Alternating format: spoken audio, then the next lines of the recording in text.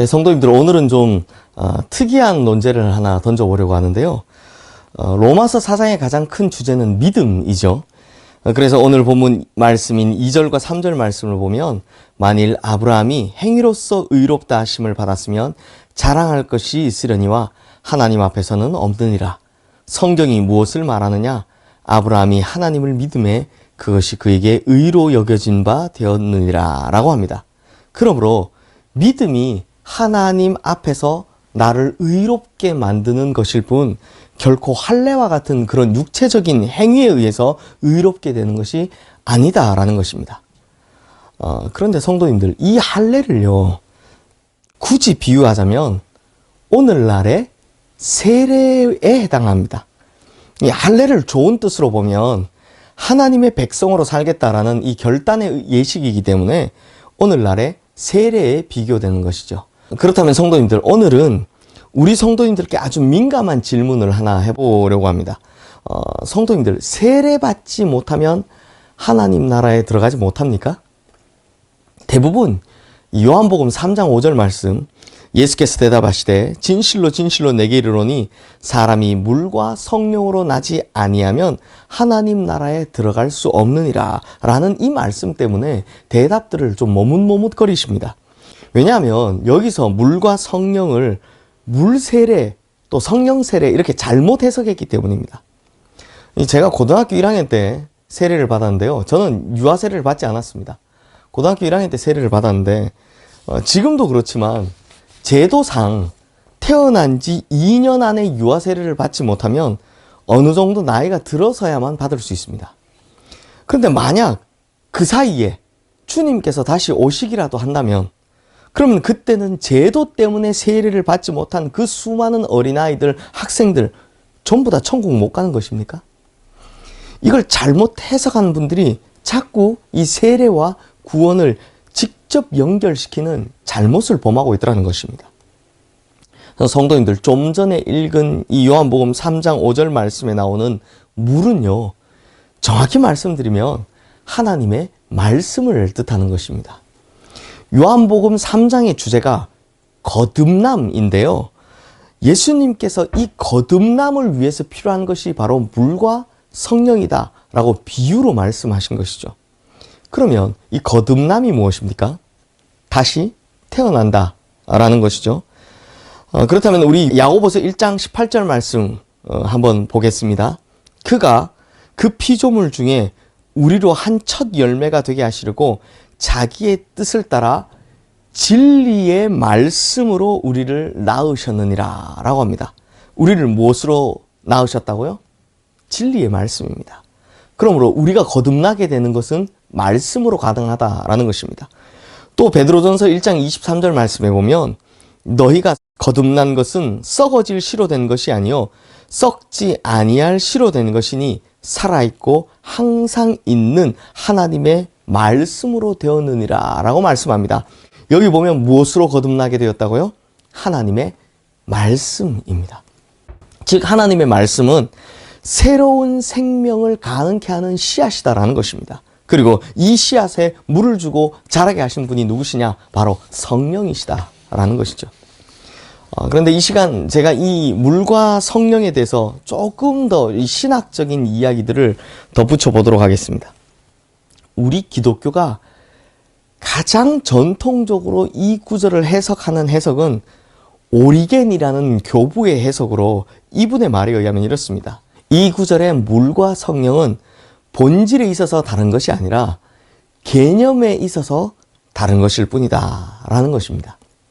그러므로 물과 성령은 이렇게 형태는 달라도 이 둘의 속성 자체가 완전히 다른 것이라서 이 둘이 하나가 되어야 구원을 받는다 이런 것이 아니라 물과 성령이 말하고 있는 본질은 사실 똑같다라는 것입니다. 그리고 이 해석은 종교개혁자 칼빈도 마찬가지입니다. 물과 성령은 동일한 본질을 이야기하고 있다. 그래서 이 칼빈은 말씀 안에 역사하시는 성령을 굉장히 강조하죠. 그래야 말씀에 현재성이 있다라고 이야기하기 때문입니다. 그러므로 물과 성령, 우린 이걸요 따로따로 받아야 하는 그런 무엇인가 두 가지가 아니라는 것입니다. 그러면 오리겐이나 칼빈이 말하고 있는 이 물과 성령의 본질이 뭘까요? 이 본질은요, 바로 거듭남입니다. 즉 물과 성령으로 나지 아니하면 이라는 것은 우리가 거듭났냐 아니냐를 묻고 있더라라는 것입니다. 그러면 성도님들, 제가 먼저 드렸던 질문, 세례를 받지 못하면 하나님 나라에 들어가지 못합니까? 라는 질문을 바꾸어서 한번 질문해 보겠습니다. 성도님들, 아브라함이 하나님께 의롭다고 인정을 받았을 때가 할례를 받기 전입니까? 후입니까? 이렇게 여쭤보면 다 할례 받기 전입니다 라고 대답하시겠지만 이 질문의 정확한 대답은 시기가 아닙니다. 할례 전이냐 후냐 이게 중요한 게 아니라는 것입니다. 이 질문의 정확한 의도는 아브라함이 하나님께 의롭다 칭함을 받았을 때가 진짜로 하나님 뜻대로 살기로 결단한 때입니까? 아니면 그러한 결단이 없었을 때입니까? 라는 것을 묻고 있는 것입니다.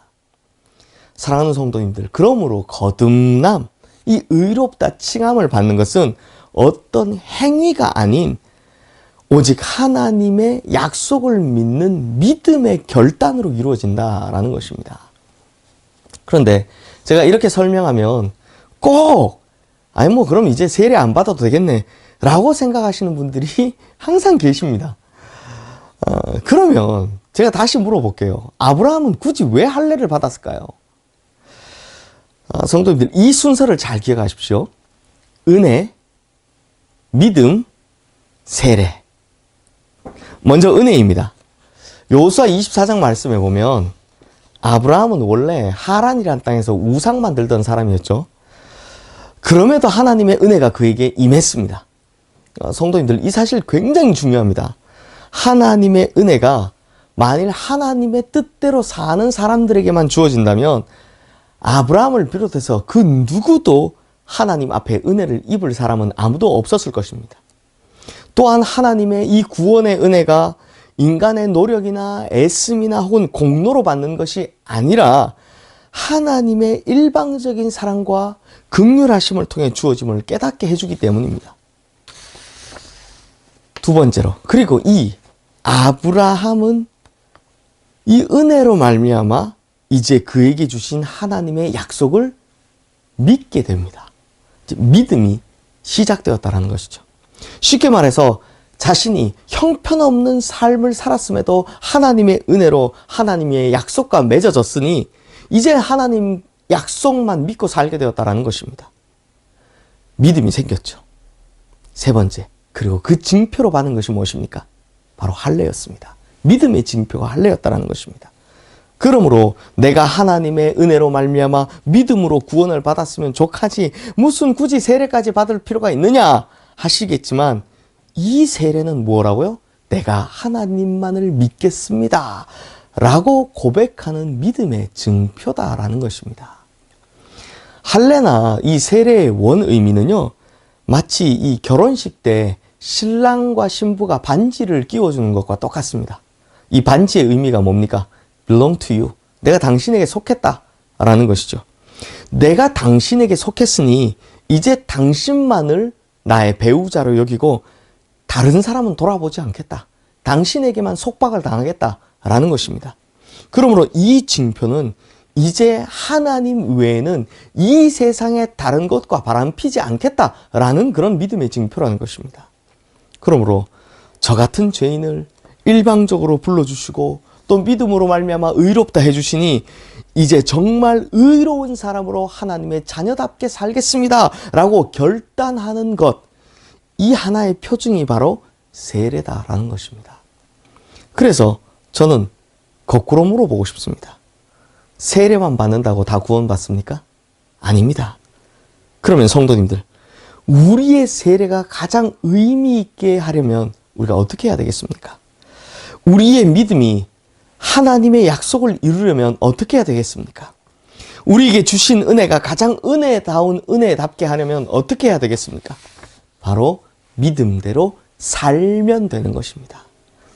삶이 중요하다는 겁니다. 지금까지 이 믿음대로 살자라는 이 한마디를 위해 긴 설명을 덧붙였습니다. 성도님들, 우리가 성도라는 거룩한 백성의 의미를 되찾으려면 믿음대로 살면 됩니다. 우리가 구원이라는 그 고결한 가치를 되찾으려면 믿음대로 살면 되는 것입니다.